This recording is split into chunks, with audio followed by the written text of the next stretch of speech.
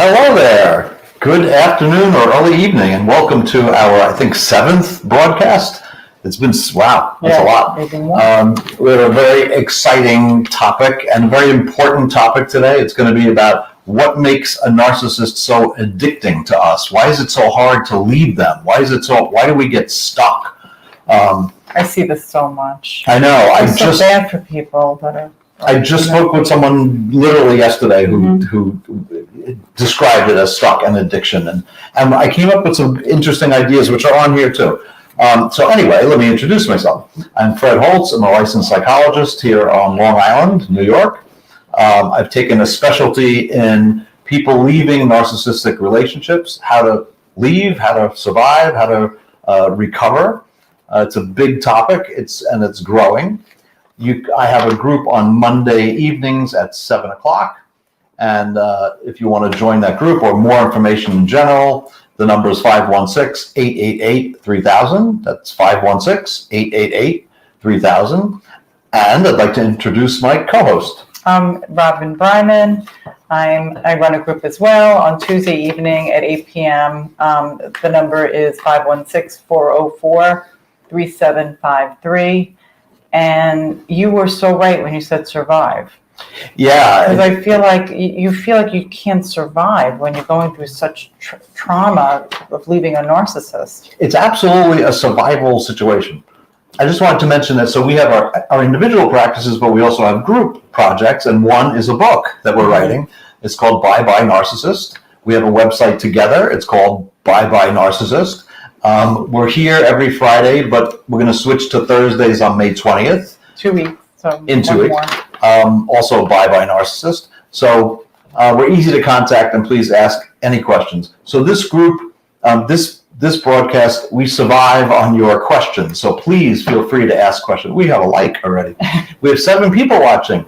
So please introduce yourself. We'd like to know where you're from. If you want to talk about your individual situation, please do. We will answer any questions, and we love your questions. They're excellent and difficult questions sometimes. We love suggestions too for things that we can talk about. In fact, this is a suggestion. This is from Joy Collins, who will be joining us most likely. This was a suggestion that she had. So there is an addictive quality to narcissistic relationships and the narcissist. People describe themselves as stuck, or they can't get out of it, or they actually say, I'm addicted, or I'm obsessed with other person. So we're going to talk about why this happens, how to get out of it, and please share your experiences, and please feel free to ask questions. And the thoughts, they ruminate, which means that they think about the narcissist over and over when they're trying to leave, and also after they leave for a while, they start thinking about the relationship and what happened, and it's so traumatizing even after you leave. So. It occupies so much mental energy and space. And to tell you the truth, so we both run support groups, and support groups are excellent, but they're excellent when they discuss the problem and certainly describe what you're going through. But eventually, in a good support group, you need to talk about how to move on, how to deal with yourself, how to recover yourself, and then how to move on. It's not about constantly understanding, quote, the narcissist. However, there are some specific things that narcissists do that make you addicted. I wonder if the questions are working, because by now someone would have asked a question. So please feel free to ask questions. But let's go down the list one thing at a time, and I have something to add also. So, you want to read the first one? Yes. So you just said something interesting. You said about feeling addicted. A lot of it has to do with the love bombing. Mm-hmm. Very often we are products of our past and our childhood. And so, we constantly feel depressed or anxious with just being alone with ourselves. And suddenly we meet a narcissist and they love bomb and they make you feel special, and they pretend to see you clearly, and you feel like you're on top of the world. And really what it's doing is it's tapping into your childhood and that void. And that starts the addiction process. And that's one of the first things that they do. And again, I like to for anyone new or watching the rebroadcast or replay, we're going to define our term. So love bombing is an overwhelming amount of affection and show, like almost overkill shows of affection, and talking about soulmates and we belong together and it's magic and it's unbelievable and it's a 1 in a million chance and all the things you want to hear, especially if you had a deficit in your past, either parents not showing enough affection or just bad experiences, or they pick up on your needs and your, what the deficits in you right away. And I always say this, don't get me wrong, in the beginning of a relationship, there is a honeymoon period where there's a lot of affection and you're at your best behavior. That's fine. But this usually feels wrong. It feels like overkill. It feels like it's somehow an obligation if you're careful. If you're not careful, you fall for it. And that's the beginning of the addiction, like you said. It fulfills a lack in yourself, perhaps. It certainly feels great at first. Sometimes you're in a position where you haven't had that level of affection for a long time, and they lay it on real thick, and it's pointed. They know what it is you want. They listen very carefully for like the things that you particularly need and want. So right there, they're crafting what they do to your needs, and that's already a form of addiction. So that is definitely one reason. Okay. So you're saying it feels like way back in your history, it feels like that same thing, it's fulfilling the same lack. Fulfilling the same lack, and it makes you less depressed than your normal, than your constant. Your constant is feeling bad about yourself, feeling a little depressed, anxious, unsure of yourself. That's why people tend towards people pleasing that are, in this situation. So you're more of a people pleaser, you want. Oh, there's some questions. Okay. Shut up. So that it fills that void in the moment of the love bombing. We can always count on Joy Collins, and welcome again. Joy Collins is wonderful. She asks amazing questions, and she's also been there, done that with a narcissistic parent. How do I recognize that there's an addiction versus love? So, there's a certain addictive quality to normal love. So what makes it an addiction? I'm going to say the basics. When you consciously want to get out or make some distance or leave or get some space or make a boundary, and you find that you can't. To me, that's the quality of addiction. When half of you wants to get out of it or back off, or this is going too fast, maybe we should just take a break, and they freak out. The desire to distance yourself and then the inability to do so. Yeah. It's an addiction is physiological. In this case, it's emotional.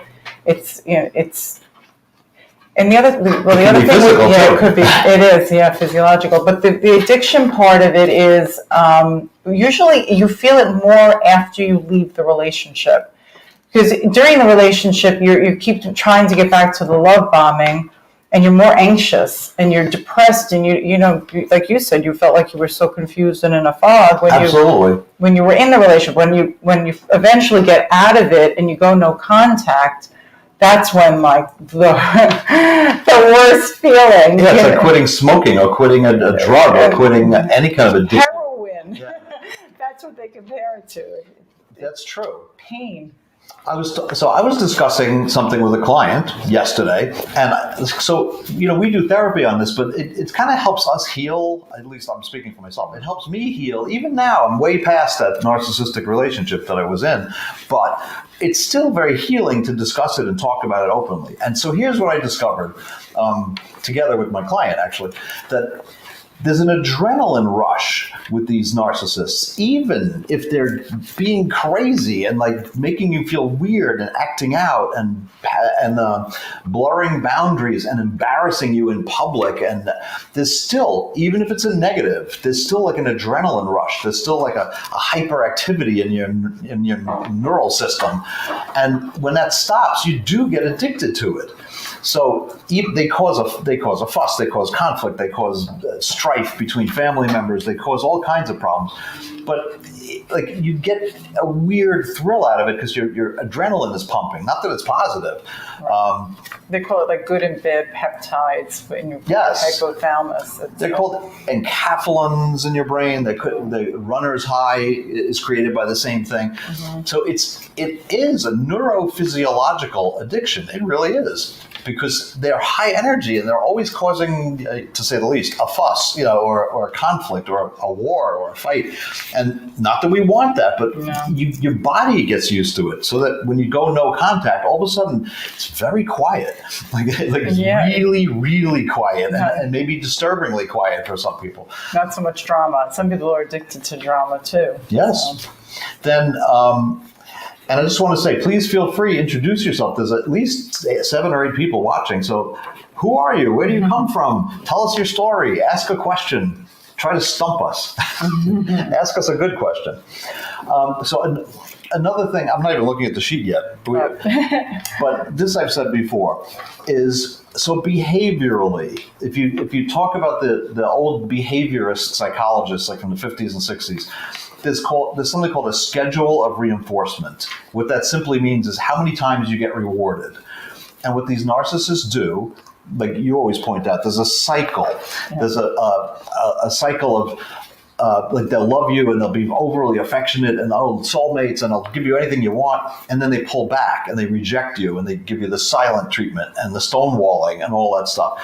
And what happens there is you get even more addicted because once in a while you get the good stuff. And so it's called a trauma bond in our language. For kids, it's called anxious attachment. Even though a parent may be abusive, they're attached to them because they still wait. Once in a while, they get the good stuff. And so you're addicted.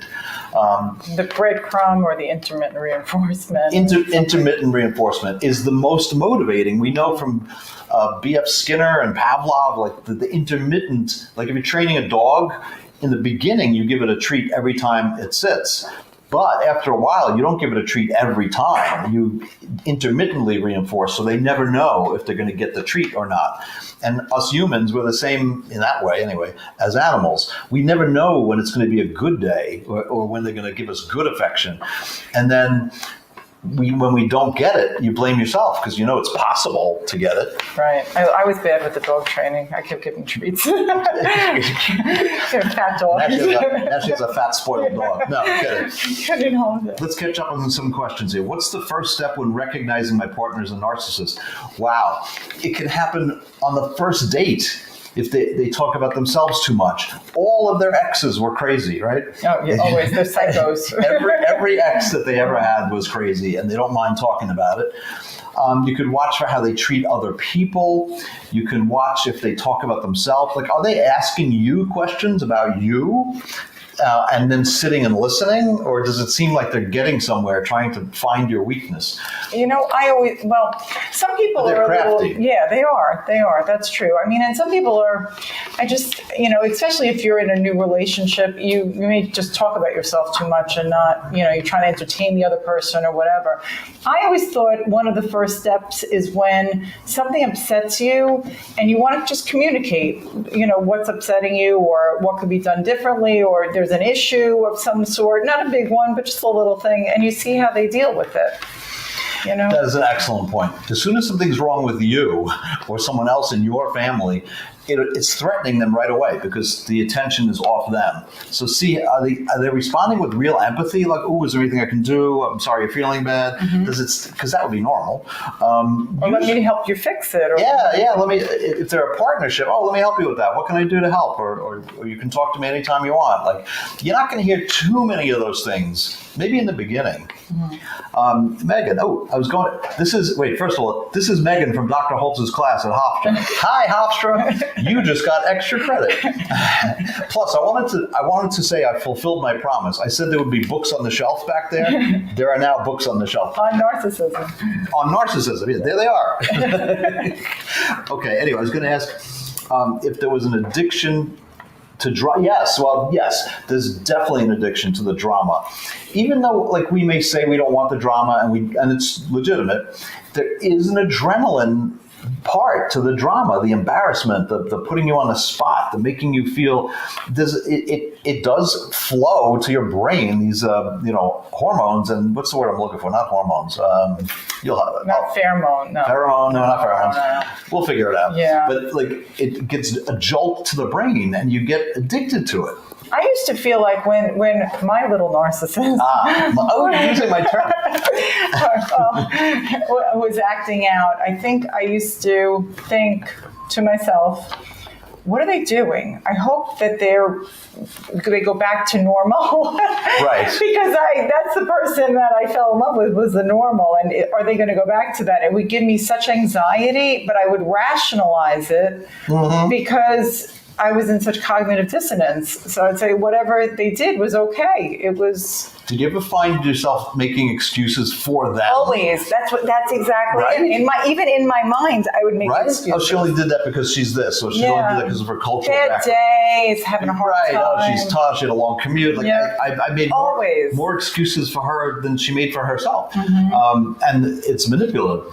Let's see. They're very good at sounding like there's nothing wrong with them. It's you, of course. They're not just good at it. They're experts. They're professionals. They're crafty.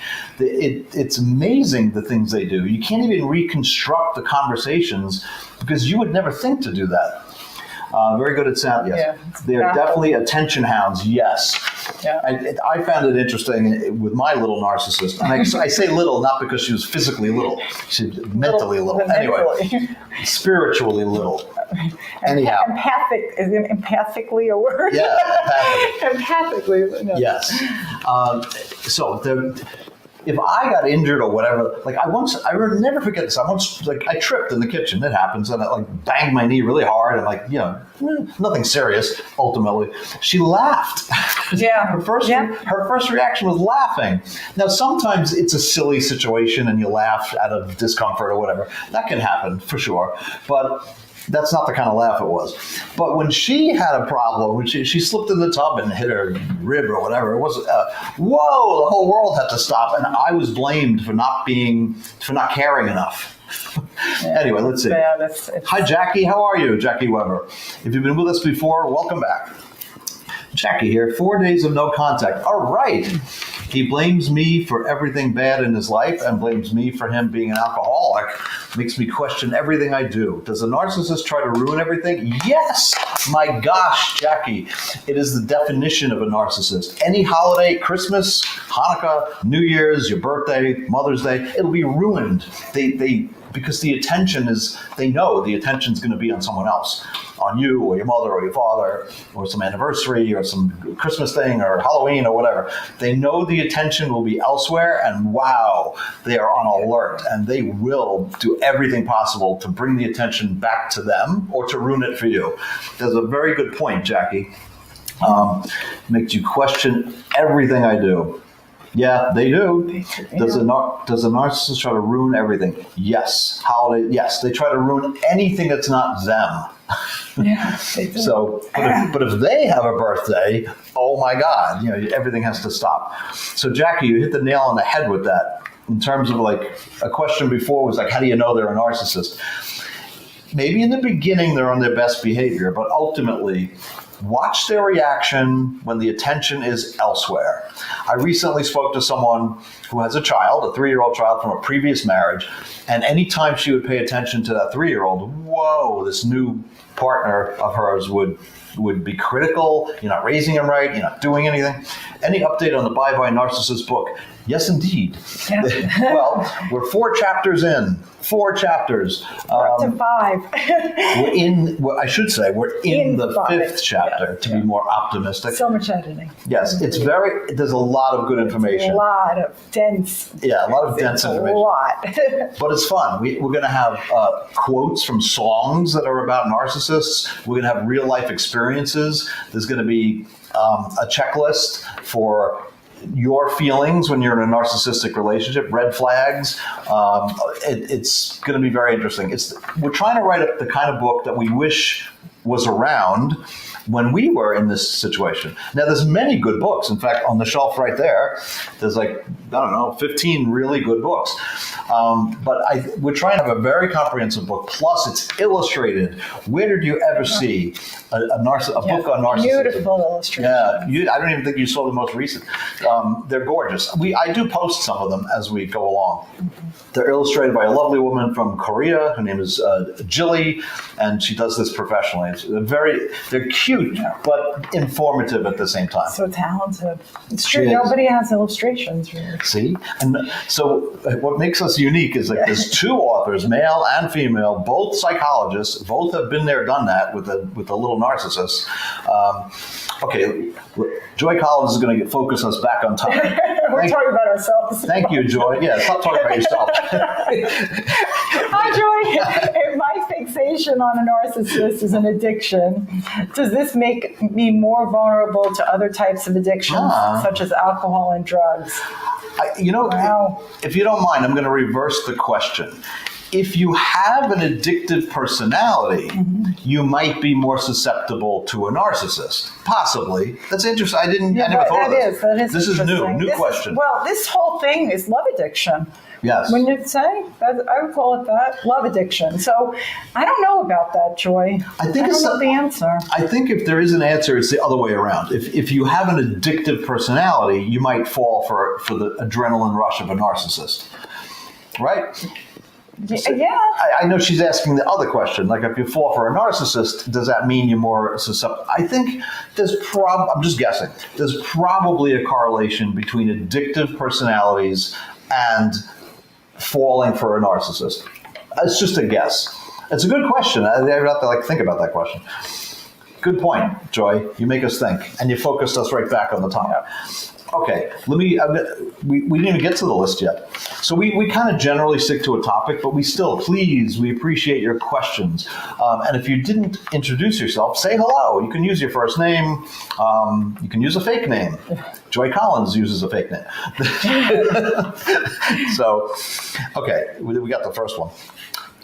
So we're talking about the addiction. It stems from a fear of being abandoned as a child. It certainly can. Like, if you have abandonment issues, I'm going to phrase it the other way. If you have abandonment issues from childhood, you will definitely fall for the antics of a narcissist, because they zero right in on that. They will intuitively know, even better than a psychologist, that you have an abandonment issue. I think you do. I think you have to have an abandonment issue if you're falling for one of these narcissist. Yeah, the addiction part, it's just a symptom. So it's a symptom of this void that's inside of you. So you're trying to get rid of that awful feeling. The thing is, they know that. They know that. Yeah, but it's not on like a cognitive. It's not like conscious. It's more like unconscious and primitive. It's a primitive level. They're street smart. They just figure it out on some level. Maybe that's why it's a spiritual level. Has that? Maybe that's why you don't notice it, because it is subtle. Yeah, it really is subtle. Amy, hello, Amy, and she says hi. Is that a little animal, a sloth? No, it's a little hand. But it's a person holding the hand. Yeah. But I know. But, you did it. But, okay. Thanks, The monitor is like a good 6 feet away. The monitor is socially distancing. Yeah. Thank you, Amy, for joining us. If you have a question, please let us know. So it stems from a fear of being abandoned as a child, not seen by caregiver or parent. We were seeking approval from someone to feel whole inside. Okay. If you're not getting that fulfillment, the narcissist will zip in there, but it's false. That's the thing. It's fulfilling the need, but it's not genuine. So you get fooled again. If your parents didn't give you that nurturance, you're going to get fooled a second time around by a narcissist. Right. It's like you're starving for that attention and that love. The addiction, okay. So I like the addiction is only a symptom. The deeper cause is anxiety and emptiness being caused by an emotional wound. So it's easy to come up with reasons why you get addicted to a narcissist. However, we agree 100%. You have to work on yourself. I don't know anyone, including me, who didn't have to work on yourself in order to really get out of the narcissistic relationship. You can leave, and then sometimes you wind up going back. And we've seen it. We've seen it clinically in therapy. We've seen it in our groups. People go back to the same person, even though they can easily identify them as narcissists. So that's the definition of addiction. I have, in my practice now, several people that haven't gone back, but the narcissist is still in their head. And they can't stop thinking about them or get them out of their head. And it's just so heartbreaking because it's taking up so much brain space. Yes. So, they're trying to heal their childhood wounds, and that's it just takes time to do. And then eventually they'll feel better about themselves, and then they'll stop thinking about the narcissist as much. That's Do you why think about your little narcissist? Narcissist? my little narcissist. Your little narcissist. That's even better. My little narcissist. At this point, only rarely, and only because we every Friday we talk about it. Every Monday I have a group. I have a couple of clients. So it comes. I think if I wasn't doing this, it wouldn't come up as much, but. Right. I do find it therapeutic to do the therapy and even doing this because it kind of reminds me of other things that I didn't really think about that happened. I can't say I never think about it, but it's pretty much not on my radar, which is a good place to be, believe me. It's kind of like in the distant thoughts. Yes. You know that there's something wrong, but you don't think people think like them. That's a very good point. And they're clever at explaining themselves, like they stay up late at night to answer any question that you're asking. I know what you mean, Christopher. They have great explanations, and it sounds wonderful. They can make up a lie instantaneously, and they don't get nervous about it. And it's like, if I lied, I would be so nervous. Like, you could tell in 2 seconds that I'm lying, because I would screw up or I would over-explain.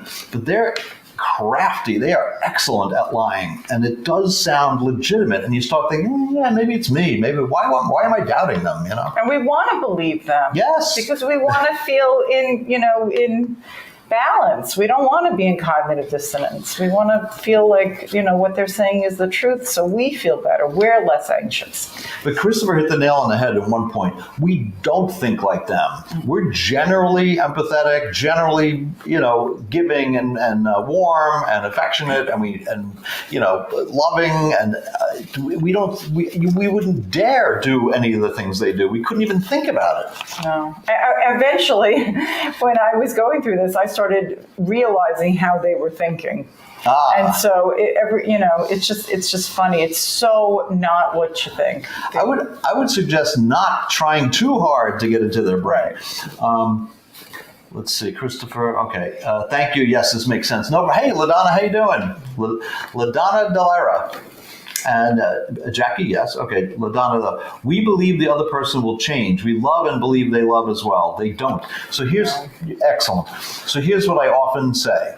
Your feelings and your love and your affection, that was all real.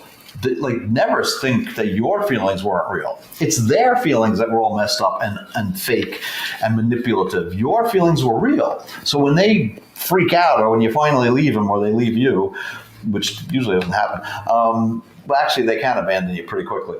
And they come back. Yeah, they abandon again. They hoover. Yeah. But it's your affection was real. Don't ever doubt it. So don't question oh my God. Some people question, why do I still care about them? Why do I still feel bad for them? Because you're a human being and you're normal. And your brain is wired to be addicted to them still. So that's why you question that. But the other thing I hear, and I felt like this is, oh my God, I wasted my time. I wasted so much time loving them, and my feelings were true, right? Like all of us here. But it was not a waste of time. No. Because it gets you to another place in life that's, most people don't even get to. We actually, like you and I both, we came across a passage in one of these books, and it said, like, right off the bat, chapter 1, it said, wow, we're really lucky to have gone through this journey. And in a sense, like, I've never been more in touch with myself. I've never been more excited and motivated to do something, and that is like help people in narcissistic relationships. It's motivating. It's a mission. And if you do, like, it's addicting. Yeah, see, it is. But the more you learn about yourself and all the vocabulary about narcissism, the flying monkeys and the love bombing and all that stuff, gaslighting, the more you learn about it, and the more hopefully, as you always say, like, you're healing yourself and getting in touch with where you came from, you're going to be better off in the long run once you leave the narcissist and work on yourself. I was saying before, I don't think you can get through this without professional help. I'm going to say that too, because I sought professional help. You did like self-exploration, but you did. No, I saw it. Oh, you did? I did, yeah. So you can't get out of it unless you get help. It's hard. The fog doesn't clear all by itself. So, and I'm living proof. I sought a professional therapist. I spoke to someone online called A Shrink for Men. She was great. Or any other sources. There's good sources out there. What do I do with my child? And different modalities, Yes. That's another thing. A therapist that understands narcissistic abuse, a group, any kind of self-care specialist or a life coach or anything like that. I mean, just different modalities. Reiki is great for this. Absolutely. It always helps if the person has been through it themselves. It does. It's sort of like if you have a drug addiction, you go to someone who's recovering from drug addiction and became a specialist because they know what it feels like. It's not 100% necessary, but it sure helps. Yeah. What do I do if my child is a narcissist? Hopefully, from the beginning, you've taught your child to be empathetic and to take the other person's perspective and to be caring and nurturant and understand human emotions and stuff. But we did have someone either here or in our private groups who was talking about their daughter being a narcissist. Oh, yeah. So it's tragic. It is. It's terrible. It sounds terrible, but it's the same advice. If you can't leave, which is understandable in this case, at least disengage. Don't fall for it. Don't get involved. Don't react. Respond. Don't react. To them. Jackie says yes. I don't know what she's saying yes to, but maybe the child thing. Yeah. Any other questions? And if you haven't introduced yourself yet, please do. We'd like to hear where you're from, what your situation is. I think Ladonna's from California. Oh, yeah. Remember, right? I remember. Northern California. I think so. Yeah. Okay. We're still on this list. We're only on item 3. Will you tell us in the end about how we can join your support guests? Absolutely. Why don't we do that right now? So we have two separate support groups. We have different styles. 90% of it is similar and the same. We have slightly different perspectives on certain things, and that's a good thing. We sat in on each other's support groups once. Yeah. We should do that again. Yeah. So my support group is Mondays at 7 o'clock. You can call for more information at 516-888-3000. 516-888-3000. It's also on the joint website, byenarcissist.com. Yep. That's me. Go ahead. And mine is on Tuesday evening at 8 o'clock. And my phone number is 516-404-3753. Okay, and we're both on Psychology Today, and we're both on Bye Narcissist. Our website person is feeling better and is going to post the photographs of both of us and make the website even more jazzy. I think it looks great. It does look great. Yeah, she did a great job. Her name is Melanie. She did a wonderful job. Mm-hmm. Okay, excellent. Thanks for the question. Okay, let's see. We were saying the addiction is only a symptom. Yeah, it's not good enough to just say, oh, it's an addiction and they're addictive, and that you have to sort of know why you got addicted to them. Yet you do have to explore deeper to get completely out of it. I agree with that. Brain chemistry, yes. So I wish there's someone named Suzanne who's involved in the group and stuff, and she did a lot, like personal research. She's a nurse, and she did research about brain chemistry and narcissists. they change your brain chemistry.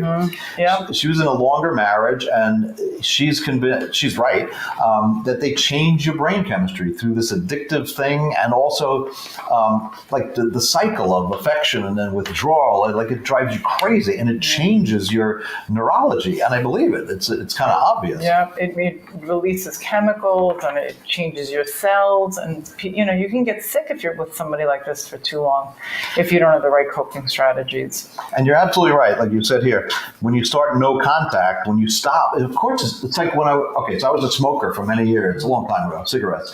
And when you stop, that's when you feel the addiction. When you're smoking, you don't feel the addiction. I mean, you do, because you always want one and stuff. But when you stop, that's when you know you're addicted. And it's got to be the same thing with narcissists. Like when you stop and do no contact, it's really difficult. It is very difficult. That's why very often we'll go back, because we need that drug, and right away you get addicted again, and it's even harder to get back to no contact. So let's give people some hope at the end with your last item here. Right. So break free from ruminating, shift consciousness, replace the narcissist with yourself. Your goals, self-care, that's my big thing, self-care, self-respect, healthy relationships. Over time, thought of narcissists dissipate. We grow and change. So I'm going to ask you the same question. Okay. Do you ever think of your little narcissist? No, very much in the distance, and it's not even clear anymore, to be honest. Good. So here's some hope for you guys, and I don't want to speak for you, but we both found decent, calmer relationships with real affection and real, caring and real support. It is possible. It's not easy, but you can absolutely, positively, there's normal people out there, I promise you. But take time for yourself first. That's the most important thing. Be alone, but work on yourself. Yeah, it's okay. It's okay to have a period of being alone and getting to know yourself and getting into hobbies and self-care and health and mental health and exploration. And that fills that void that you had when you met the narcissist, that void of, that depression that I spoke about, or that anxiety from your childhood. If you fill that void with things that you love about yourself when you're alone, and you take time, then you could always be alone. And you don't need somebody so much like you did. And then you could really, take care of vetting people and figuring out what you need in a relationship, and not holding on to someone that's not good for you. It's a good point. I just would say, don't wait too long. Don't wait 10 years before you get out there. A year is okay. Yeah, I agree. If you're a generous and giving person, you have an X on your back. No. It's hard. It's hard. We do dispute that, but I get your point. We are not defective, okay? Just because we're nice and generous and open and loving souls and maybe sometimes needy, it doesn't mean you have an X on your back. Nobody has the right to treat you like these narcissists do. So don't get too much into the victimhood. And you said generous last week. You said you were overly generous. I found that too. I make a conscious effort now to say, do I have to be that generous? Would it be better to pull back a little bit? I do struggle with that in my mind after that relationship. The people around me, every single one of them says I'm too generous, without fail. But I've gotten better too. I'm a little more discretionary. You can be generous. Just be generous to people who appreciate it. It doesn't mean you can't give to charity and all the stuff you normally do and volunteer in the soup kitchen. That's all great. But be aware of your time and your mental health and your composure. Giving of your time. Yeah, exactly. Yes. Let's see. I was actually just thinking that. Yep, we try harder to be nice. Mm-hmm. Yeah, I think I'm more conscious of being nice than most people. And that's not necessarily a good thing. Is this genetic? My narcissist is really not mentally well on top of it all. Bipolar. Is this common? Yes. Yeah. Very. I was discussing this yesterday with a client. It's when we say narcissists and the textbook definition of narcissism. It's called narcissistic personality disorder. It's a whole thing, has a list of symptoms. It's officially diagnosable. That doesn't necessarily mean that these little narcissists we're talking about, they don't necessarily fit exactly. They're this big, actually. Little, they're running all over the floor.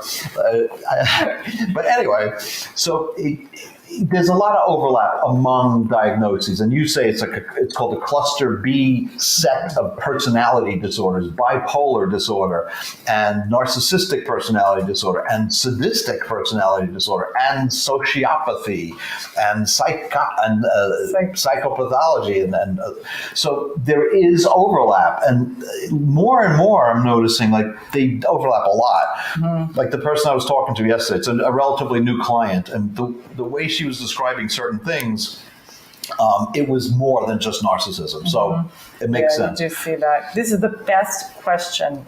What or why causes a narc to get bored? Great Jerry. Question, Jerry. Yep. Jerry Rodriguez. I got to think about it a second. What causes them to get bored? Well, being alone with themselves. Mm-hmm. Everything, the wind. Just being alone. I think they're bored honestly, they're bored most of the time. Not bored, but deficient. And again, I'm going to go back to Freud. Me talking about Freud, a cognitive behavioral therapist. It's a perversion. They need it. They need to manipulate others. They need to get the attention from the source or supply or whatever you want to call it. They need it. So they are perpetually bored. But talk about addiction. They're the ones addicted. Yeah. They're addicted to drama. And they're addicted to quantity, not quality. Ooh, I just said that for the first time. Yeah, you're right. Like they want more, but not like any object, anything. Yeah, anyone too. Yeah. Not just. They're already. I guarantee you, if you're in a relationship with a narcissist, they are already setting up their next supply. You know what causes them to get bored? Healthy functioning. That you're right. It's not actually healthy. Yeah, if you're just a normal person, you come home and you're affectionate and you're like, oh, good to be here, whatever. They're bored. They're gonna poke and prod. Why are you good to be here? Why? What's wrong? Like, what about there? What about there? What was there? That was so good. Could have been here. Yes. So excellent. Sometimes the simplest questions, Jerry, so good, are the deepest. Oh, my phone. They do get bored. They absolutely get bored. Mm-hmm. But I think it's deeper than bored. They get deficient. They get like they needy. They get empty. Starving of. Yeah, starving. Yeah. I mean, it's starving to manipulate and cause drama. Honestly, I think they're constantly bored. Oh, they're a cluster. Yeah, I said that last time. They are definitely a cluster of something, right? Demonic, bipolar. You can't have a toothache without them wanting the. Yeah, right. We talked about that before, Christopher. I don't know if you were on. Like if you're sick, like, oh, yeah, it's nothing. You'll get over it. Stop whining. Your baby, whatever. But if they get sick in any way, oh my God, the attention they must have, and then they say you don't care. Like no matter how much attention, they don't care. And you were never there for them. And you were there the whole time. And Christopher, you're definitely not alone in calling them demonic. I know someone who believes that these narcissists are actually possessed, and it's hard for me to argue against that. It's like, I mean, I have lots of reasons. And early childhood deficits and all kinds of crazy stuff from poor development and rejecting parents and stuff like that. But you know what? It wouldn't take much to convince me that they're possessed by demons. Because it doesn't. They're not human. There's certain humans don't act that way. The worst thing is when you just leave and somebody says, "Oh, they're a nice guy." They're not my gosh. bad. Again, it's kind of very common. They're like. Everyone's situation is different, but the narcissists are like textbook carbon copies. I was talking to someone yesterday, and they said, oh yeah, everyone thinks he's a great guy. He's interesting. He's diverse. He does all kinds of fun stuff. He cares about animals, whatever. Nah, it's all fake. It's manipulative. They may care about animals. I don't know, but it's fake. I believe he is possessed. Okay. If you saw what he looked like when he was raging, oh my God. Yeah. So, Jerry, I know exactly what you mean. Yeah. Like, yes, I know exactly what you mean. They take on a demeanor that is genuinely scary, and it's odd, and it doesn't look human. I get it.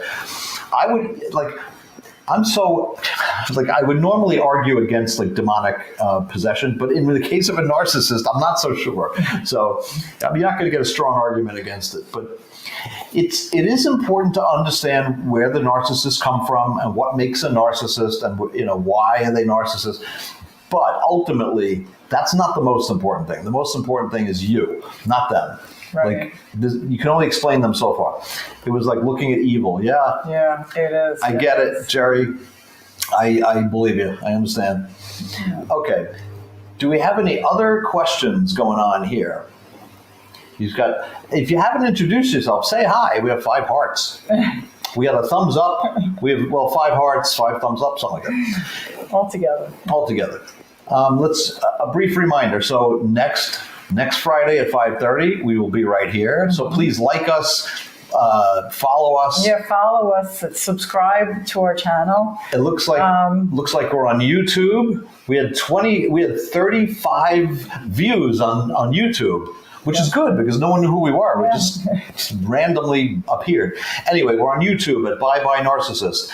We're on Facebook at Bye Narcissist, and we're on Instagram, I think, at Bye Narcissist. So please, and Twitter at Bye Narcissist. So follow us. But I think the live broadcasts are only on those 3. Anyway, feel free to comment. You can ask a question now. We'll answer it later. Check out the website, byeNarcissist.com. It's up and running. Yes, Jerry, they have another look that you can't explain other than that. Yeah, Christopher, been there. You're right. Did that, yeah. Been there, seen that. Oof. Ran away. Yeah. Please do leave if you can. The best advice is to leave and take care of yourself. The only way to win against the narcissist is self-care and leaving, or at least disengaging. Get no contact if you could. Yes, it is no contact. So this ties right in because the addiction makes the no contact very difficult. Yeah. The person I spoke to yesterday was worried that even though she spent an hour telling me how terrible it was, she was worried that she would go back. So because the pain is so bad. Yeah. It gets you right out of the pain to go back. But then go back into the pain. So I hope we explained some of the difficulties of why it's difficult to go no contact. But if you understand why, hopefully it's going to help. So let me thank my whole audience. Like I said, check us out next Friday. But the following Friday, the 20th, we're going to be on Thursday. Actually, on the following week. The following Friday. On the following Friday, it's going to be on Thursday. But next Friday's Friday. Yes. So we'll remind you next Friday. So we really appreciate the questions. This whole show is about questions. Please join us. Tell your friends.